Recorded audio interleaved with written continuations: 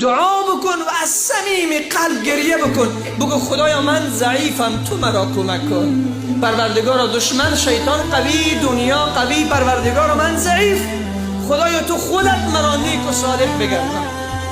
رسول الله صلی الله علیه و سلم میفرماید پروردگار صدا میزنه، حدیث قدسی است، صدا میزنه که ای بنده، تا زمانی که تو دعا میکنی، تا زمانی که دستای تو به سمت من دراز است، تا زمانی که تو به من امید داری، بنده نگران نباش، با هیچ گناه تو از این دنیا نمیبرم. بندیم تا زمانی که تو دعا میکنی، تا زمانی که تو امید داری، یک بار با آواز بلند بگین امید داریم نداریم؟ وقت امید داریم خدا چه فرمود؟ بنده ام تو را میبخشد. این حدیث ترمذی است، حدیث صحیح است. فرمود بنده ام تا زمانی که دست تو به سمت من دراز است، حال آخر ما دعا میکنیم.